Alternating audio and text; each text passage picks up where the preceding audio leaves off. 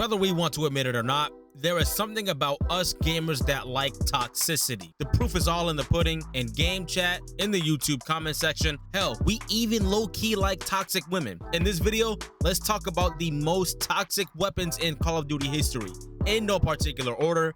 If you want to go ahead and drop some honorable mentions down in the comment section, feel free to do so. And if this is your first time here, welcome. And if you are returning, welcome back. Let's get rolling. So first on the list, we have the Modern Warfare 2 Akimbo Model 1887s. The range and the damage on the Model 1887 was already insane, and you were able to add the Akimbo attachment later on. This here is common knowledge for a lot of you, but equipping the Akimbo perk allowed players to run dual wield weapons. That made this weapon just that much more toxic, and you had the ability to fire both simultaneously, which again just made it disgustingly overpowered or toxic. But I don't know if you guys remember, there was a minor flaw. A lot of the time shooting both guns at once didn't work as expected. You had to do this thing where you kind of had to take turns between triggers for them to fire together. Despite the broken mechanics, this became iconic in Modern Warfare 2 2009, and not only that, in the history of Call of Duty. Next on the list, the Riot Shield. Not particularly from any game, but any game that had the Riot Shield called for some absolutely toxic moments.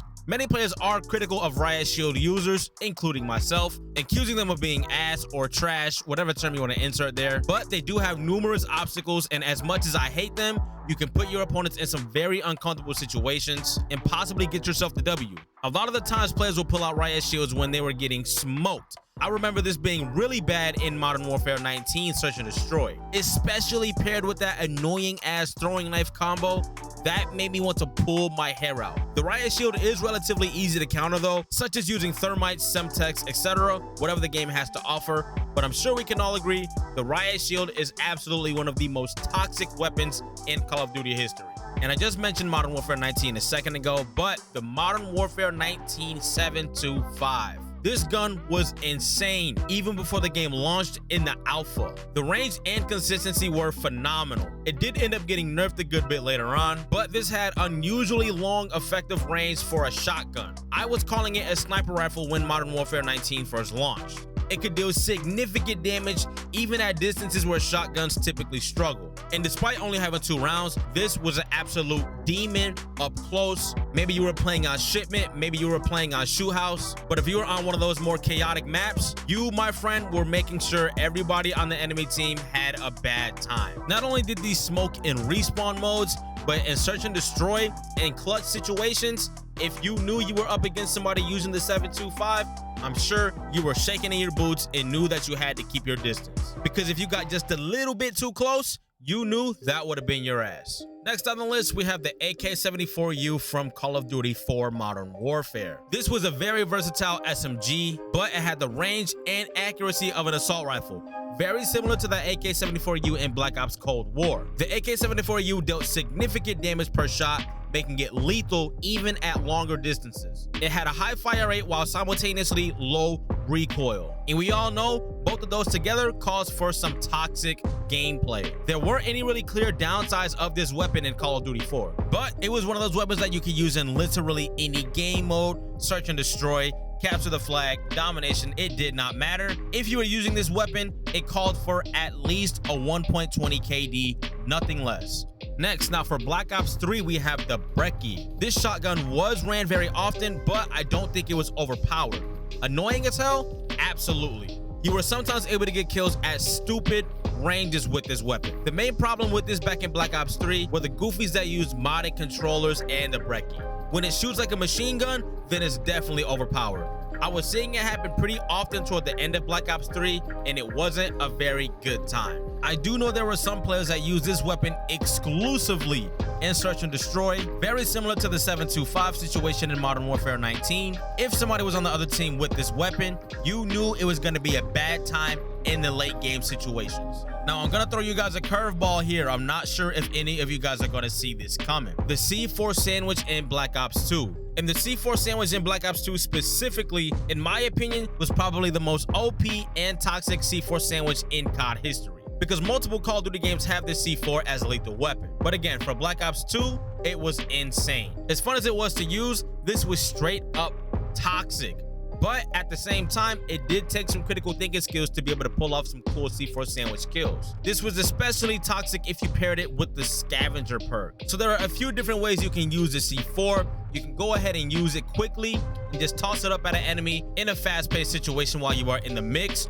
Or you can place a C4 on the enemy care package or maybe a bomb in search and destroy, wait for someone to get close to it, detonate it, and effectively use the C4 as bait. One thing that made the C4 so popular was the humor and trolling aspect. A lot of us enjoyed that trolling aspect of a seemingly innocent situation turning into chaos. Maybe somebody was gonna go ahead and try to ninja defuse that bomb.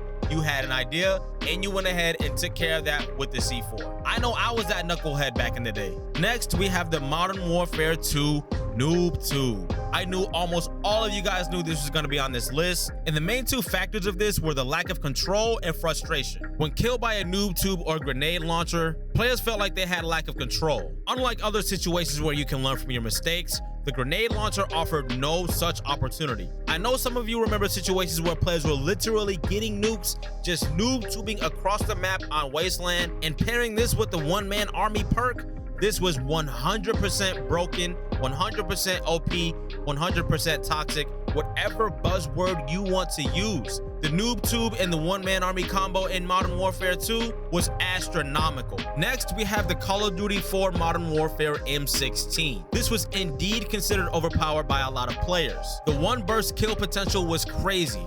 It seemed like most of the time, this weapon was a one burst kill, even at long ranges. Not only was it a demon at medium and long ranges, you can even get mixy with this sometimes. And again, straight up just one burst players on the B flag got domination, or if you ran up to them up close in search and destroy. I personally did not use this gun back then, but I definitely remember getting smoked by the M16 pretty often in Call of Duty 4 Modern Warfare. I definitely think I've broken some controllers getting smoked by M16s in Call of Duty 4. Next, we have the MP40 from Call of Duty World at War. Nothing really seemed significant about this weapon until you actually started using other weapons. That's how it was for myself, at least. The damage output was insane, making it super lethal up close. Not even that, you can use this at medium and even sometimes long ranges if you had good aim. The fire rate was pretty reasonable in my opinion for an SMG, not too slow, not too fast, but if you paired this with the 64 round drum, it was almost like a super lightweight LMG. Just continuously having those rounds whiz past your head was not a good time. Next, we have the LSAT from Black Ops 2. This was a good gun for beginners because it was literally just a point and shoot weapon, and you will usually be dead before you even need to reload it. There's been times where I've seen players sitting in the house on Nuketown in demolition, just mowing kids down for literally minutes. But this was pretty toxic because again, it was pretty trolly, especially if you wanted to go ahead and add that target finder to it. You didn't see many good players using the LSAT because if you were playing up against some good competition, that wasn't gonna slide. As far as I remember, at least, if anybody else had a different experience with this on Black Ops 2, let us know down below. The best tactic for this gun was to stay as far away from the enemy as you can so they can't touch you. Because at close range, again, it won't be that dominant, especially if you're playing against some decent players. All that being said, once again, if you have any honorable mentions, drop them down in the comment section. And if you dug the content, I'll drop 2 more videos for you right here. And consider subscribing as we chase down our first 1K subs here on the channel. Thank you all for your time. All y'all take care, and I'm out.